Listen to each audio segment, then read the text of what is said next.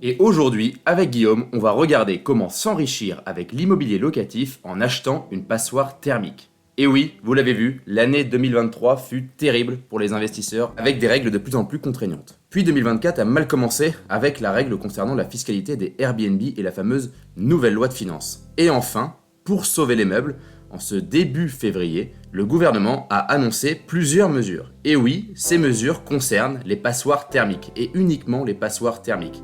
Effectivement, ça va donner un petit peu de souffle aux investisseurs. On va donc commencer dans ce podcast par expliquer les mesures, puis on verra surtout comment profiter de l'immobilier locatif et donc s'enrichir grâce à une passoire thermique. Et avant de commencer, on aimerait vous rappeler que nous avons toujours besoin de vous pour faire connaître ce podcast. En effet, l'art de la gestion patrimoniale a pour but d'apporter cette connaissance patrimoniale à tous. Et donc pour nous aider, on vous invite à nous mettre une bonne note sur la plateforme sur laquelle vous nous écoutez, que ce soit Spotify, Apple Podcast ou même Deezer. Ça nous aidera énormément à gagner en visibilité. Et pour ceux qui nous écoutent, et on le sait, vous êtes nombreux sans s'être abonnés, n'hésitez pas à vous abonner dès aujourd'hui pour avoir chaque semaine accès à notre nouvel épisode. Et donc Jérémy, tu nous as parlé de nouvelles règles concernant les passoires thermiques. Et qu'est-ce qui a donc été annoncé par le gouvernement récemment là ? Et oui, le ministre de la Transition écologique, Christophe Béchu, a annoncé une révision du mode de calcul pour 140 000 passoires thermiques, qui vont bénéficier d'un sursis.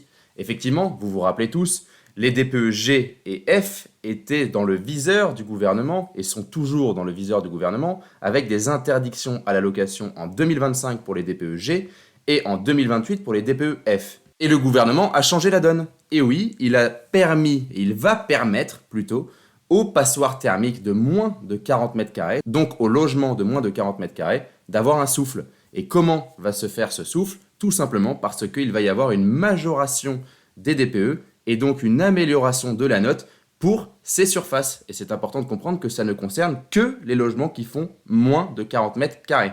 Et donc là, on comprend que c'est une bonne nouvelle pour les propriétaires qui font du locatif, parce que les logements de moins de 40 mètres carrés, on dirait que ça correspond pile poil à ce que l'on souhaite louer quand on est étudiant, par exemple, et ce qui va correspondre au LMNP bien souvent, du coup. Et comment est-ce que ça va se passer pour les propriétaires qui veulent changer leur note ? Tout simplement, ça va être une notation qui sera changeable gratuitement. Vous pouvez d'ores et déjà le faire si vous êtes concerné en tant que propriétaire.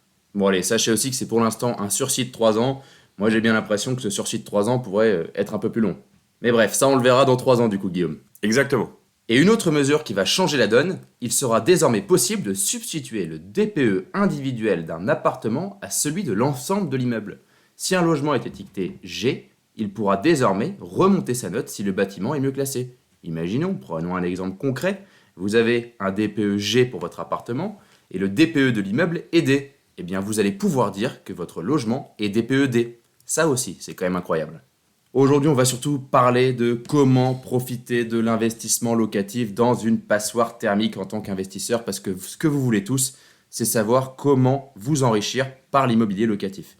On va y répondre et on va aborder le sujet uniquement des passoires thermiques. J'insiste, on ne parlera pas du neuf ou de l'ancien, on parlera vraiment des passoires thermiques, donc des DPE F ou G. Et vous l'avez compris, ici, pour investir dans l'immobilier, il faut quand même regarder quelle va être la rentabilité de votre investissement. Et justement, quand on parle de l'investissement sur des passoires thermiques, on essaye de profiter de ce qui se passe actuellement. Vous l'avez tous compris, le gouvernement il avait mis en place des choses pour permettre aux propriétaires et pour encourager surtout les propriétaires à faire des travaux de leur côté pour augmenter la note de DPE de leur logement. Sinon, on avait des interdictions qui allaient être mises en place, on en a parlé et Jérémy a redonné les dates. Aujourd'hui, vous, quand vous voulez investir dans un bien immobilier, c'est peut-être justement votre opportunité de regarder ces biens qui sont mal notés, c'est-à-dire les biens qui risquent une interdiction de location. Pourquoi ? Parce qu'on va se retrouver face à des propriétaires qui bien souvent vont vouloir vendre plutôt que de prendre la peine de faire des travaux qui peuvent être parfois lourds et compliqués. Et donc, on peut faire des très bons investissements. Et c'est ça qu'on va regarder aujourd'hui. Et oui Guillaume, on est totalement d'accord, les très bonnes affaires sont devant nous, car oui, c'est quand tout le monde s'en va de l'immobilier qu'il faut y aller. C'est comme dans tout marché, dès que tout le monde prend peur, il y a des baisses conséquentes, et ces baisses conséquentes, il faut en profiter quand on est investisseur. Attention, on va vous expliquer comment en profiter, et on va vous donner quelques conseils. Avant de foncer, réfléchissez, on va donner, nous, quelques éléments pour que vous puissiez avoir quelques clés avant de prendre une décision qui est importante dans votre vie. Et vous l'avez compris, on parle de rentabilité. Et la rentabilité, pourquoi est-ce qu'on dit qu'elle est intéressante pour ce qui concerne les passoires thermiques ? Et déjà, vous l'avez compris depuis 2 ans environ, l'immobilier en lui-même, au sens large, il est un peu en difficulté. On a des baisses de prix dans la plupart des villes françaises et sur l'ensemble des biens. Mais si on s'intéresse d'encore plus près aux biens spécifiquement mal notés en termes de DPE, eh bien là, on a des baisses qui sont vraiment importantes puisqu'on est dans une fourchette qui va être comprise entre 10 et 30% comparé au reste du marché immobilier. Là, on comprend qu'on va avoir des points d'entrée extrêmement intéressants pour les investisseurs et qu'on va pouvoir aller chercher peut-être une rentabilité bien plus élevée à l'avenir. Ouais, c'est sûr, Guillaume, que si je peux acheter un logement 30% moins cher que ce qu'il était à l'époque, ça peut m'intéresser effectivement. Mais on va surtout voir que quand on profite d'une telle baisse, on peut aussi profiter d'améliorer sa rentabilité nette. Oui, les taux d'emprunt ont explosé, mais il faut aussi calculer la fiscalité sur laquelle vous allez être mangé lorsque vous louez un logement. Et on va voir avec un exemple concret pour calculer une rentabilité avant ce changement de règle au niveau des DPE et après ce changement de règle au niveau des DPE. On va donc le voir avec un exemple très concret. Vous achetez un appartement de 100 000 euros et vous louez ce logement 10 000 euros par an, soit à peu près 840 euros par mois. Si vous ne faites aucun travaux et que vous avez très peu de charges, alors vous allez opter pour le microfoncier et votre fiscalité sera donc votre tranche marginale d'imposition et les prélèvements sociaux, soit en moyenne pour la plupart des Français 47,2%, 30% plus 17,2% d'imposition après un abattement de 30% sur les loyers. Concrètement, sur 10 000 euros, vous avez un abattement de 30%, ça fait 7 000 euros. Ces 7 000 euros, c'est la base imposable et cette base imposable est donc imposée à 47,2%, ce qui fait une fiscalité de 3 304 euros pour 10 000 euros de loyer. Donc, votre rentabilité nette, elle est donc de 6 696 euros divisé par 200 000 euros qui est le prix d'achat d'appartement. Ça fait une rentabilité seulement de 3,34%. Et oui, car quand on loue un appartement nu, on se fait détruire fiscalement si on n'optimise pas par des travaux ou par des charges plus conséquentes. C'est pour ça que acheter un appartement avec un DPE G pour le transformer et faire des travaux conséquents peut être intéressant. Et on va voir le second exemple. Et oui, car tu l'as dit, Jérémy, ici, on a déjà des très bons moyens de négociation. Et donc, on en a parlé, ça va de baisse de 10 à 30%. Si on reprend ton exemple, mais cette fois-ci avec une baisse effective du prix du bien immobilier de 30%, parce qu'effectivement, il y a des travaux à faire. Ce n'est pas des 30% qu'on aura indéfiniment dans sa poche. Il va falloir en profiter pour investir la différence, c'est-à-dire les 60 000 euros qui nous ramènent à 200 000 pour faire des travaux et pour remettre le bien aux normes. Mais on va voir que le fait de faire des travaux, ça va être extrêmement intéressant fiscalement. On reprend l'exemple et on recommence. On a donc un investissement de 200 000 euros, mais il y a 140 000 qui concernent l'acquisition du bien et 60 000 les travaux qui sont nécessaires à la remise en norme, entre guillemets, du bien. Donc tu es en train de me dire que là, cette fois-ci, on achète l'appartement 140 000 euros car tu as réussi à le négocier à moins 30%, c'est ça? Exactement. Et j'en profite de ces négociations pour avoir une enveloppe travaux intéressante pour refaire ce qu'il faut dans l'appartement. Mais ce qui est intéressant ici, c'est que ces travaux de 60 000 euros, on va pouvoir les déduire de nos revenus fonciers, mais aussi de notre revenu global. Et là, c'est vraiment intéressant, c'est ce qu'on appelle le déficit foncier. Et oui, vous optez pour le régime réel, et là, c'est jackpot.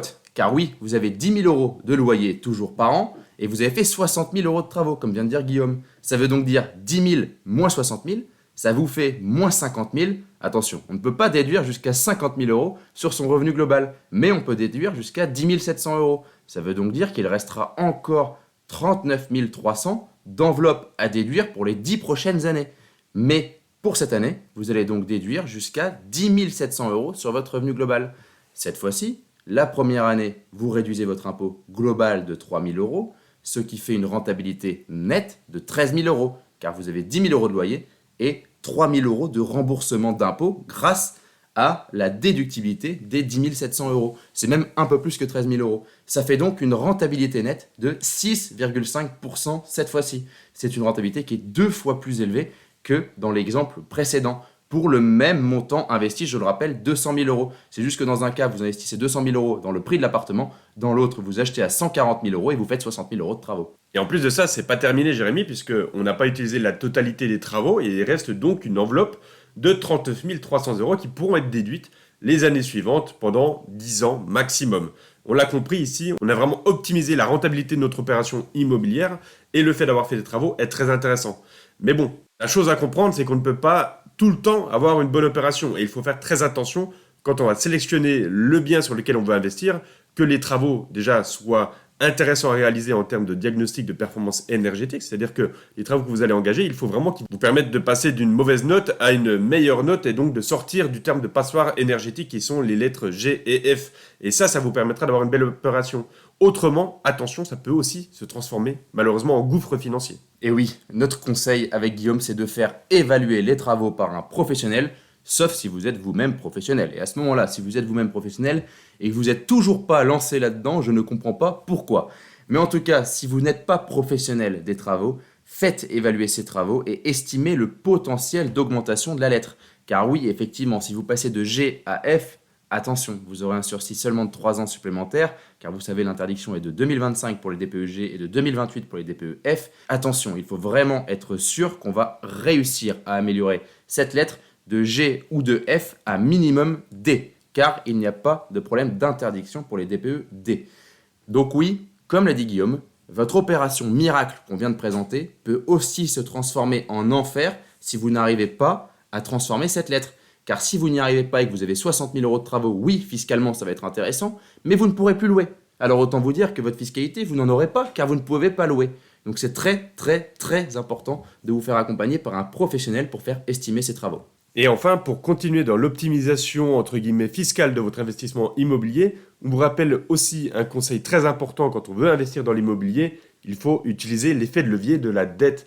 Parce qu'avec la dette, c'est-à-dire en empruntant auprès de la banque pour réaliser l'acquisition et les travaux, vous allez par la suite pouvoir déduire les intérêts d'emprunt et ce tout au long de votre investissement. Ce qui va vous permettre le plus souvent d'avoir une fiscalité allégée et une rentabilité qui est optimisée pour votre investissement. Et oui Guillaume, c'est important, quand on veut faire un investissement locatif, ne foncez jamais. Déjà, le premier critère, vous le savez, c'est l'emplacement. Le second critère, c'est d'analyser votre situation personnelle et donc votre fiscalité. Et pour cela, vous pouvez avoir besoin d'un professionnel comme Jérémy Doyen et Guillaume Bonnet, car on est là pour accompagner nos clients sur cette fiscalité et donc maîtriser leur fiscalité future. Et oui, vous avez donc besoin de 2 professionnels, un professionnel pour les travaux et un professionnel pour votre fiscalité. Vous l'avez compris, en conclusion, il se passe pas mal de choses sur le marché immobilier actuellement, entre des baisses plus ou moins importantes à cause de l'augmentation des taux, avec un gouvernement qui adapte un peu les règles actuellement pour essayer justement de relancer le marché de l'immobilier et qui protège les petites surfaces et donc la plupart des personnes qui vont vouloir louer en LMNP avec des logements qui sont inférieurs à 40 mètres carrés, eh bien on a des opportunités qui se créent actuellement sur ce marché immobilier. On vous en a parlé, vous avez compris. L'acquisition d'un bien en ayant pour but de faire des travaux et donc de transformer ce bien pour lui permettre d'avoir une meilleure notation énergétique en termes de DPE va vous permettre d'avoir une rentabilité largement améliorée car vous allez pouvoir engager des travaux. Ces travaux vont vous permettre de réduire votre assiette de fiscalité pour avoir une fiscalité plus avantageuse sur la location et donc, in fine, augmenter la rentabilité globale de votre investissement immobilier. Attention, comprenez bien que pour cela, il faut bien faire vos due diligence quand vous allez faire une acquisition immobilière. Il faut regarder que les travaux sont réalisables et permettront d'augmenter la notation en termes de DPE de votre logement. Il faut utiliser l'effet de levier pour avoir de la dette et toujours augmenter l'intérêt fiscal de votre investissement et in fine la rentabilité aussi de celui-ci. Et il faut vous faire accompagner pour ne pas faire d'erreur et pour que cette opération ne se transforme pas en gouffre financier.